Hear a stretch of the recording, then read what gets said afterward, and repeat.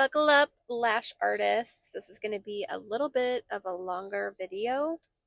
So, I decided to kind of talk a little bit about how I do my lashes for my clients. And I'm just going to go over what this video is as I'm doing it. So, in the beginning, I was getting her taped up and I cut the under eye pad because it allows for extra space and for me to adjust the tape as needed. And let me tell you, I am a taping Nazi. I lash in layers and I just find that my sets come out so much more rich, fluffy, and they just look overall better. If you are not lashing in layers and utilizing taping methods, girl, what are you doing? That's all I can say. But I can help you with that because I have created a little ebook to help you with mapping, but that's a video for another day.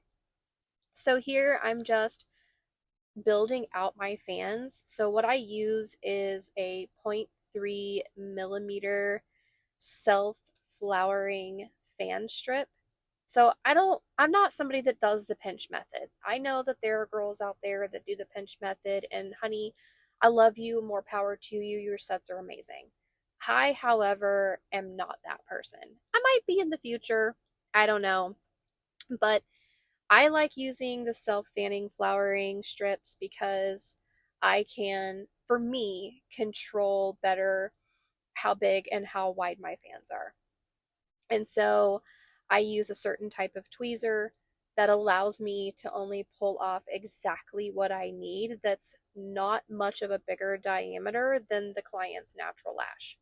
And this is huge, okay? If you are having really wide bases on your lash fans and they're like twice the size of the client's natural lash, not only is that going to cause more damage to their lashes, but you're going to have retention problems and you're not going to get that really flawless, just cohesive look with your sets, with each layer that you are lashing.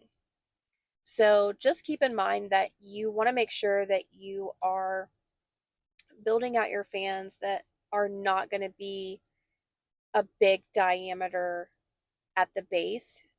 Also, when you do that, you're really limiting on how many fans you can put on because you're going to have to skip lashes because the bases of your fans are too wide. Also, what happens is the base of that fan can get a lot more adhesive on it than probably what you want. And when you start really snuggling them in too close together, then they start attaching to each other. And then you just get a big cluster, you know what, no pun intended, at the base of the client's natural lash, all the way across. So, this is something that I actually am going to cover on my YouTube channel. This is actually something that I'm going to go over in my course and in my ebook that will be coming out, but I'm going to share it here first because my lashing has come so far in the 6 years that I've been doing it, and I've learned so much. And I just want to share it with you guys because I want you to be successful. I want your sets to look flawless. And I want your clients to feel like they're wearing essentially nothing. I'm not someone that really does a lot of super fluffy, long, dramatic fans for my clients in my sets. I really kind of stay in the lane of enhancing their natural beauty, enhancing what they already have, not making them look too dramatic. And this has just been feedback that I've gotten from clients over the years that they really don't want that. And at least my clientele doesn't. But there are definitely artists out there that specialize in that. They like to use the same length all the way across. They like them to be really long, very fanned out, and that's okay. If that's you, then more power to you. But for my clientele, I like to keep it really simple and I like to make a bigger impact by doing less. So here I'm still working on her right eye, and I've got her taped up with two pieces of tape to lift the lid.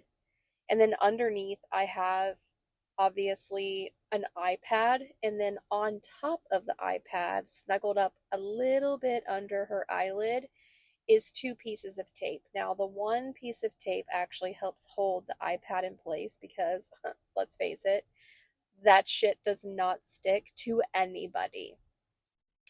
And then I actually have her all of her lashes taped down, and then I only pick out with my tool the very first layer that I want to start with. Now, with this specific young lady, she actually has 4 layers. I know that seems dramatic, but it's true. So I actually spent probably 2 hours and 45 minutes on this full set. Just very intentional fan making, very intentional placement, just extremely paying attention to what I'm doing and how I'm placing the fans so that she gets that really beautiful, flawless look that she was hoping for. She is someone that I have lashed over the last probably 2.5, almost 3 years off and on. And when we first started, she was a D curl 0.5 millimeter. And I just with her wasn't getting the maximum impact that I wanted to have. So I switched up my curl. I switched up how I made my fans. And I also started utilizing a primer about 2 years ago. And let me tell you, having a 3-part series, a primer, your adhesive, and a bonder, along with your intentional fan making, is going to make your sets look just like this. Now, I always offer the fan. I know a lot of artists do, but this is just me like drying the bonder and making sure she's comfortable before she actually opens her beautiful eyes, and just making sure that I'm getting all of that refluffed out, getting that bonder dried, getting those fumes away from her eyes. And this is the big reveal. She looks so beautiful. I was so in love, and so was she. So I'm happy to share this with you guys. Any questions, DM me. Love you. Bye.